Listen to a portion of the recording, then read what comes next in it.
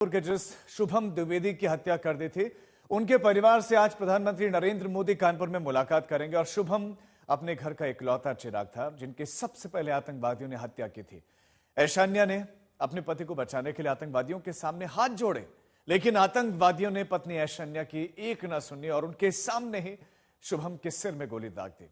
और यह देखने के बाद ऐशान्या वहीं पर बेहोश हो गए। 12 फरवरी को शुभम और ऐशान्या की शादी हुई थी।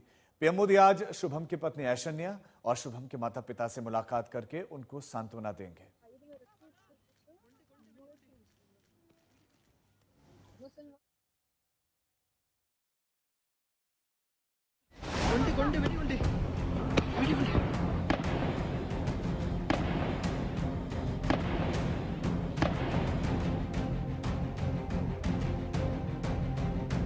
बाईस अप्रैल की वो सुबह जब आतंकियों ने धरती की जन्नत में खूनी खेल खेला था, तब 15 मिनट के भीतर उन दरिंदों ने देश के कई परिवारों के भीतर गम का ऐसा अंधेरा फैला दिया जो कभी नहीं मिटेगा।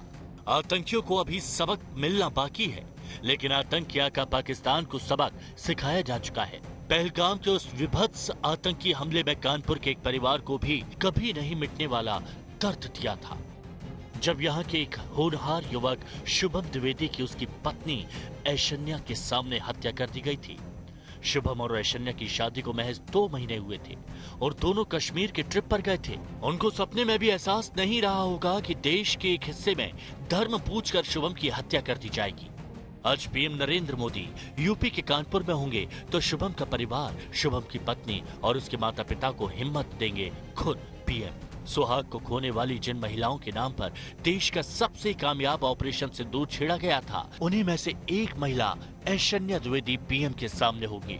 परिवार को इस बात से राहत मिली है कि कम से कम पीएम उनसे मुलाकात करेंगे। वैसे मुझे पूरी उम्मीद और पूरा आशा पहले से ही था कि माननीय प्रधानमंत्री जी शुभम की शहादत जो हुई है उसका सम्मान करते हुए हमारे परिवार से निश्चित रूप से मुलाकात करेंगे। कल जब हमें जानकारी मिली कि माननीय प्रधानमंत्री जी हमारे परिवार से मिलेंगे तो हमें काफी राहत मिली और हमें ऐसा लगा कि हम अपनी बात अब उन तक पहुंचा सकते हैं। प्रधानमंत्री जी से मुलाकात में जो हमारी मांग है हम वही बात रखेंगे कि शुभम को शहीद का दर्जा दिया जाए। इस बीच कानपुर भी अपने लाल शुभम की याद को अमर बनाने की तैयारी कर रहा है। शुभम के घर के करीब हाथीपुर में शुभम की याद में एक गेट बन रहा है जिसका शिलान्यास हो चुका है। शिलान्यास की पूजा भी शुभम की पत्नी ऐशान्या के हाथों कराई गई। माननीय सतीश महाना अंकल को बहुत थैंक यू बोलती हूँ कि उन्होंने जो चीज के लिए हम लोगों से कहा था कि उसकी शुरुआत करेंगे, और सबसे पहले उन्होंने ही कुछ शुभम के नाम पे द्वार बनाया है, शहीद शुभम द्वार बनाया है। सब कई लोगों ने बहुत कुछ बोला, लेकिन उनको सतीश महाना अंकल को मैं थैंक यू बोलती हूँ कि उन्होंने शुरुआत कर दी। पूरे देश को उम्मीद है कि जिस तरह पाकिस्तान को सबक सिखाया गया, उसी तरह ये खूनी खेल खेलने वाले उन पाकिस्तानी आतंकियों को भी उनके अंजाम तक पहुंचाया जाएगा। शुभम का परिवार भी शायद यही गुहार आज पीएम से लगाएगा। ब्यूरो रिपोर्ट, आज तक।